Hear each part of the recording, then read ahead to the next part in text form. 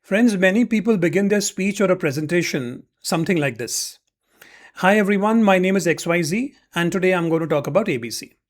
Now, this is a very conventional and a very boring way of starting a speech or a presentation. So, in this video, I'm going to talk to you about 5 techniques on how to make your introduction more powerful and more impactful. All right. Now, before I begin, I'm going to give you an example of every technique. And before I begin that example, I'm going to say the word open to start the example, and I'm going to say the word close to finish the example so that you know that my example is over and I'm now back into the video explaining things. All right. So let's begin. Technique number one. Technique number one is give a surprising statement. Let's take an example. Open. 2,800 hours. 2,800 hours is what an average working executive spends every year in the office. Now, friends, imagine if we were to make 10% of this time more meaningful. And that's exactly what we are going to discuss today. We're going to talk about how to make at least 10% of your work hours more meaningful. Close. Now, friends, what did you do in this technique? Now, if you want to get this technique right, you need to do the following. You need to put the number first. You need to say the number first. You need to pause for about a couple of seconds and then start with the number again and then go on with the sentence. Now, what did I do? I said 2,800 hours. I paused. Then I said 2,800 hours is what a working executive, and then I continued with my point. So if you want to make this particular technique impactful, start with the number, pause for a couple of seconds, use the number once again, and then continue with the sentence. Right? This can be a very impactful way of starting a speech or a presentation because you've got your audience's attention when you said 2,800 hours. Right? That's the first way or the first option of starting a presentation. Number two, technique number two, show of hands. Let's take an example.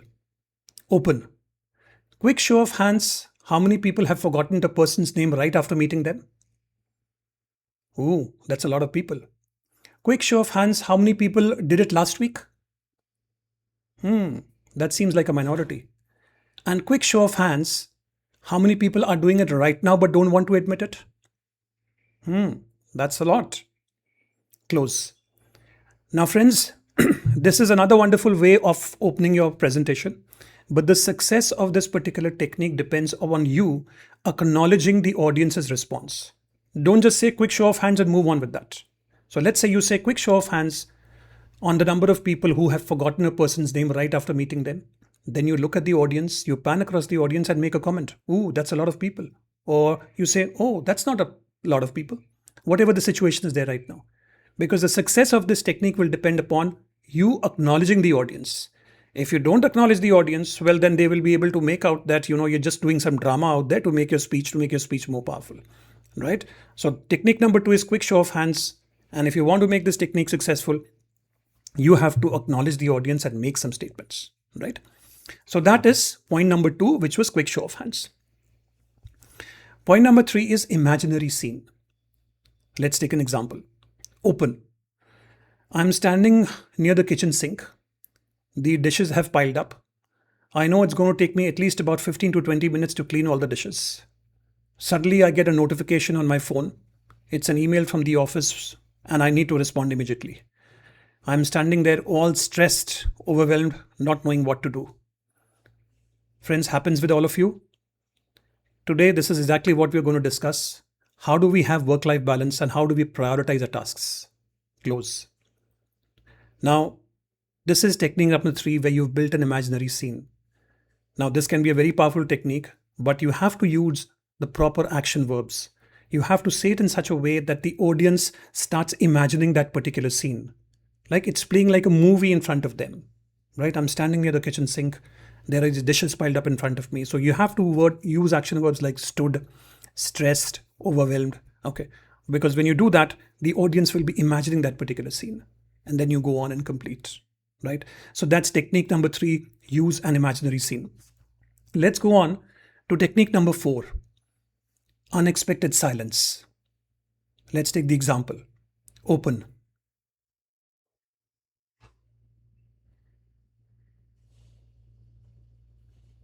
Close.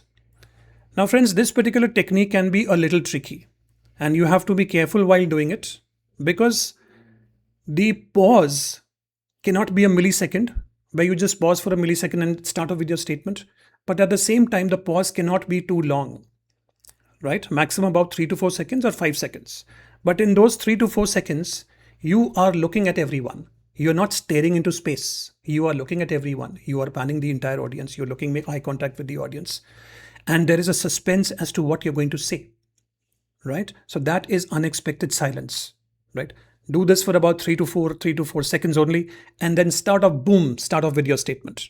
And maybe it could be one of the techniques which I've already talked about. It could be a surprising statement, right? So the fourth one is silence, unexpected silence, where you pause, you say nothing, you just pan the audience, you just look at the audience, and then you start off with your statement. So that is point number 4, technique number 4. What is technique number 5? Technique number 5 is giving a story. So let's take an example. Open. I was sitting at the doctor's place waiting for my turn, and I saw a kid about 6 years old. He was playing with wooden blocks trying to make a tower. As he was doing that, the blocks fell. He immediately started all over again. The blocks fell a second time. He started all over again. No frustration, no loss of patience, pure focus. The blocks fell again for a third time. The kid started all over again. And I was wondering that where have we adults lost our sense of focus and patience? In this world of social media and information overload, focus seems to have vanished somewhere. And friends, that is exactly what I'm going to talk about in this particular presentation. How do we as adults get our focus back? Close. So this is technique number 5, where you tell a story, right? Now the success of this technique will depend on how vivid you make that particular story. You're sitting at a doctor's place. The kid, about 6 years old, he's making wooden blocks, the tower. It fell a first time. He started again. It fell a second time. No lack of focus. Okay, no lack of patience. It fell a third time. He started all over again. So you have to make it very vivid. And by the time you finish, the audience is actually imagining as to what exactly lack of focus means and what exactly focus means. You have given the example of the kid to tell everybody that this is what focus is, right? So that is technique number 5, right? So let me summarize, friends. Let me summarize the 5 techniques which I have talked about in this video. Number 1 is surprising statement, where you start with a number, pause, give the number once again and start. Number 2 is a show of hands. And I told you that you need to acknowledge the audience's response when you say do a quick show of hands. Very powerful technique. Number 3, imaginary scene. We talked about the kitchen sink example. You need to make it very vivid. You need to use action verbs so that the audience imagines that particular scene. Number 4 is unexpected silence. I said it's very tricky.